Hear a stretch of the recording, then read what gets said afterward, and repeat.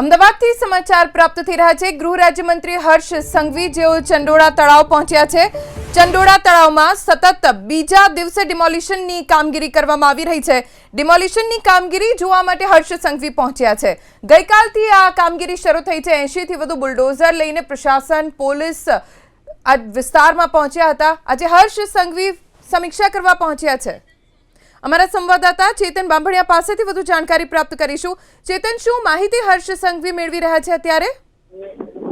હાલમાં ગૃહ રાજ્યમંત્રી હર્ષ સંઘવી પોતે પણ ચંડોળા તળાવ ખાતે પહોંચ્યા છે અને આજે બીજા દિવસે જ્યારે ચંડોળા તળાવ ખાતે ડિમોલિશનની કામગીરી યથાવત રહી છે ત્યારે તેઓ હાલમાં પોલીસ કમિશનર GS મલિક અને AMC કમિશનર બંછાનિધિ પાની સહિતના જે ઉચ્ચ અધિકારીઓ છે તેમની સાથે ચર્ચા કરી રહ્યા છે કે કેટલા સમય આજ ડિમોલિશન ચાલશે, ડિમોલિશન દરમિયાન કેવી કામગીરી કરવામાં આવી, ડિમોલિશન દરમિયાન કોઈ શંકાસ્પદ વસ્તુઓ મળી આવી છે કે નહીં। જે લલ્લા બિહારી અને તેનો પુત્ર કે જે હાલ ક્રાઇમ બ્રાન્ચમાં ઝડપાઈ ગયો છે અને તેનો પિતા છે તે હાલ ફરાર છે, તે લોકો સાથે જે સસ્પેક્ટેડ ડોક્યુમેન્ટ મળી આવ્યા છે તે અંગે પણ ઉચ્ચ પોલીસ અધિકારીઓ સાથે ચર્ચા કરી। ઉપરાંત તે લોકો ગેરકાયદેસર વસવાટ કરતા લોકોએ કેવી રીતે ડોક્યુમેન્ટ પ્રાપ્ત કર્યા હતા, કેવી રીતે તે લોકો નાગરિકતા મેળવવાના પ્રયત્ન કર્યા હતા અને કેવી રીતે તે લોકોએ આધારે પુરાવાઓ પણ ઉભા કર્યા હતા તે અંગે પણ ચર્ચા કરશે। તે ઉપરાંત AMC દ્વારા જે કામગીરી કરવામાં આવી હતી, અહીં રોડ રસ્તાઓ બની ગયા હતા અને વર્ષોથી જે દબાણો રહ્યા હતા આ દબાણને કારણે અહીં સમાંતર વ્યવસ્થાઓ ઊભી થઈ હતી, ગેરકાયદેસર બધા વ્યવસાયો ફાલ્યા હતા। તે અંગે પણ જે ઉચ્ચ પોલીસ અધિકારીઓ છે તેમની સાથે ચર્ચા કરશે। તે ઉપરાંત લલ્લા બિહારીનો પુત્ર જે ઝડપાઈ ગયો છે તેની પાસે જે પ્રાથમિક પૂછપરછમાં કઈ વિગતો મળી છે તે અંગે પણ પૂછપરછ કરે તેવી પૂરેપૂરી સંભાવના છે। જી ચેતન, આભાર જાણકારી આપવા માટે। દ્રશ્યો આપ જોઈ રહ્યા છો, ગૃહ રાજ્યમંત્રી હર્ષ સંઘવી કે જેઓ પહોંચ્યા છે ચંડોળા તળાવ ખાતે અને માહિતી મેળવી રહ્યા છે। અમારા સંવાદદાતા ચેતન બાંભણિયા જોડાયેલા છે, હજુ કેટલીક વધારે માહિતી તેમની પાસેથી પ્રાપ્ત કરીશું। ચેતન, આજે બીજો દિવસ છે અને લલ્લા બિહારીના ઘરમાં પણ સર્ચ ઓપરેશન કરવામાં આવ્યું છે, શું મળી આવ્યું છે અને ગૃહ રાજ્યમંત્રી તરફથી કોઈ આદેશ અથવા સૂચનો? હાલમાં જે સર્ચ ઓપરેશન કરવામાં આવ્યું હતું લલ્લુ બિહાર અને ચેતન, આપને અટકાવવા માંગીશ, આપણા એડિટર રોનક પટેલ જોડાઈ ગયા છે। જી રોનક। ધ્વનિ, આ સીધા દ્રશ્યો જોઈ શકો છો ચંડોળા તળાવથી।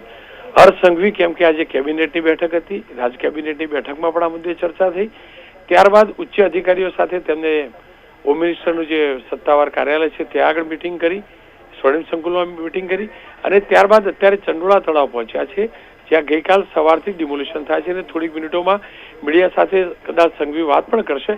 પરંતુ જે દ્રશ્યોમાં આપ જોતા હશો, સુરત માફ કરજો અમદાવાદ પોલીસ કમિશનર પણ ત્યાં છે અને તેમની સાથે સાથે AMC એટલે કે કોર્પોરેશનના કમિશનર પણ છે અને આ બંને કમિશનરો છે। સૌથી વધુ મહત્વનું જરૂરી કોઈ હોય તો પોલીસ અને કોર્પોરેશન વચ્ચેના સંકલનનું। એ હકીકત છે કે AMC અત્યાર સુધી ઊંઘતી રહી, એ હકીકત છે કે પોલીસે પણ નક્કર કાર્યવાહી ના કરી। ગઈકાલથી સરકાર બૂમાબૂમ કરે છે, અમદાવાદ કમિશનર હોય કે ક્રાઇમ બ્રાન્ચના અધિકારીઓ, કે અહીંયા ગેરકાનૂની કૃત્યો ચાલતા હતા।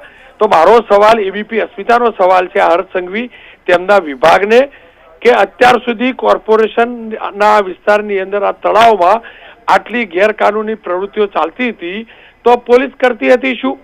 આટલા બાંગ્લાદેશીઓ પ્રવેશ્યા તો પોલીસ કરતી હતી શું? AMC ને સવાલ છે કે આખું તળાવ પુરાઈ ગયું તો માટી ક્યાંથી આવી? AMC ના અત્યાર સુધીના તમામ કમિશનરો, તમામ અધિકારીઓ બેદરકાર હતા, એમનામાં શક્તિ નહોતી, વિલ પાવર નહોતો। અમદાવાદ પોલીસ કમિશનરના તમામ અધિકારીઓ, એ ક્રાઇમ બ્રાન્ચ હોય કે વિસ્તારના, એ તમામ લોકો તમાશો જોતા રહ્યા અને આખું તળાવ પુરાયું અને ગેરકાયદેસર કૃત્યો થયા। સંઘવી અત્યારે ચોક્કસની વાર્તા કરતા હશે, બધા જોડે સંવાદ કરતા હશે, આ સંવાદ પણ તમે જોઈ શકો છો। પણ અપેક્ષા રાખીએ કે રાજ્યના ઉર્જાવાન ગૃહમંત્રી આ બધાને એ સવાલ પૂછે કે આટલું પુરાયું ત્યાં સુધી બધા અધિકારીઓ ક્યાં હતા? પેલો લલ્લા પઠાણ રાતોરાત તો ફાર્મ હાઉસ બનાવ્યું નહોતું, રાતોરાત તો બનાવ્યું નહોતું ને? તો સંઘવી એ પણ પૂછવું જોઈએ કે આ ફાર્મ હાઉસ બન્યું તો કયા પોલીસ અધિકારીના ધ્યાનમાં હતું? એ જે આખું પોલીસ સ્ટેશન છે ઈસનપુર, એનો ડી સ્ટાફ શું કરતો હતો?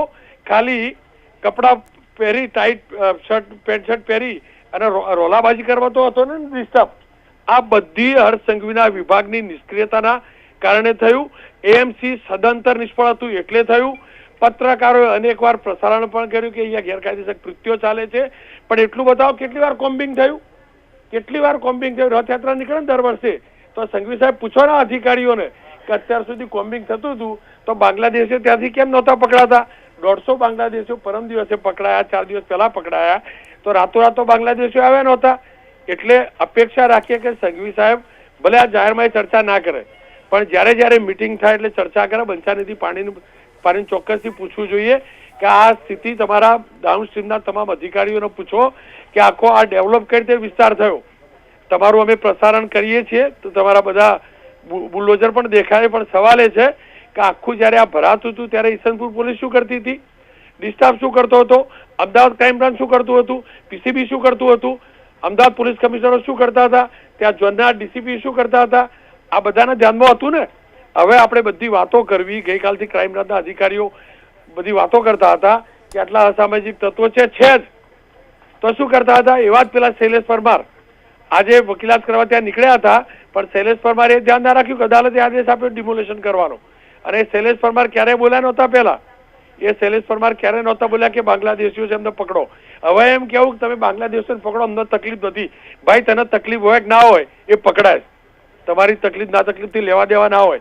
એવી જ રીતે પેલા શહેજાદ ખાન પઠાણ, હું ફરીથી કહું છું, પોલિટિકલ વિંગ, પોલીસ અને એએમસી આ ત્રણનું ભેગું પાપ હોય ને તો આ ચંડોળા તળાવ આખું પુરાવ્યું છે. ત્યાં ગેરકાયદેસર જે કૃત્યો થયા, હર્ષ સંઘવી ત્યાં પહોંચ્યા છે, દ્રશ્યો પણ જોઈ શકો છો.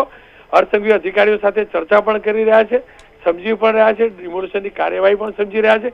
પણ સવાલ એ છે કે શું હર્ષ સંઘવીનો વિભાગ અને એએમસી આ બંને ભેગા મળી આખું તળાવ ખાલી કરાવવા માટે પ્રોસેસ કરવાના છે કે અહીંથી અટકવાના છે? અહીંથી જો અટકવાના હોય તો અધૂરી કાર્યવાહીનો બીજો ઝાઝો મતલબ રહેતો નથી. હા, પુનઃવસનવાળી વાત હોઈ શકે, માની પણ શકાય માનવતાની રીતે, પણ એ માનવતાની વાતો કરનારા નેતાઓને પણ પૂછવાની જરૂર છે. કમિશનર સાથે વાત કરી રહ્યા છે કોર્પોરેશનના બંછાનિધિ પાણી સાથે, એ પણ જોઈ શકતા હશો. પણ બંછાનિધિ પાણીને પણ પૂછવું જોઈએ કે વિભાગના ઝોનલ ઓફિસરોને ક્યારે જવાબ લીધો કે માટી ક્યાંથી આવી, તળાવ પુરાવ્યું? હું ફરીથી કહું છું, આંખો ઉપર ધૂળ નખવાનો પ્રયાસ ન હોવો જોઈએ. જો શક્તિ હોય, આપણે સર્વશક્તિમાન હોઈએ, તો ગ્રાઉન્ડ ઝીરો આખું તળાવ ખાલી કરી કુદરતની મહેરબાની થાય એ વખતે, કારણ કે એ તો તાકાત નથી, આખી ડ્રેનેજની લાઈન તો બંધ કરી દીધી છે. તો આ સરકાર, દાદાની સરકાર કે જેમના જ શહેરનું આ છે, એમને આખું તળાવ કુદરતની મહેરબાનીથી ભરાઈ જાય એવી વ્યવસ્થા કરી આપવી જોઈએ. અને જો એ થાય તો જ સાચા અર્થમાં કાર્યવાહી કારગત નીવડી છે. બાકી 3 દિવસથી જે બધા ઉજાગરા કરીએ છીએ એનો જાજો મતલબ નહીં રહે. આ હર્ષ સંઘવીના સીધા દ્રશ્યો આપણે જોઈ શકીએ છીએ. પોલીસ કમિશનર સાથે વાત કરી રહ્યા છે, બંછાનિધિ પાણી સાથે વાત કરી રહ્યા છે, બાકીના ઉચ્ચ અધિકારીઓ સાથે વાત કરી રહ્યા છે. પણ ફરી એકવાર કહીશ, કાર્યવાહી આવકારદાયક છે. મોડા તો મોડા તમે જાગ્યા છો, પણ મહેરબાની કરી જાગ્યા એટલે થોડોક ટાઈમ આંખ ખોલી અને પછી બંધ ના કરી દેતા, અને બંધ કરી દેવાના હોય તો ખરાબ બપોરે દુનિયા ના દોડાવતા. આભાર રોનક. ગૃહ રાજ્યમંત્રી હર્ષ સંઘવી ચંડોળા તળાવ ખાતે બંને કમિશનર સાથે, પોલીસ કમિશનર અને મહાનગરપાલિકાના કમિશનર સાથે વાતચીત કરી રહ્યા છે. આજે બીજો દિવસ છે, પણ જેવી રીતે એબીપી અસ્મિતાના સવાલો ઉઠ્યા છે, અમદાવાદ કહેવાય છે હેરિટેજ સિટી, અમદાવાદની સ્થાપના પહેલાથી આ ચંડોળા તળાવ છે, પણ આટલી ગેરવ્યાજબી ભર્યું વર્તન બંને પોલીસ પ્રશાસન અને કોર્પોરેશન પ્રશાસન તરફથી રહ્યું, જેના કારણે ચંડોળા તળાવ સાવ ગાયબ થઈ ગયું છે.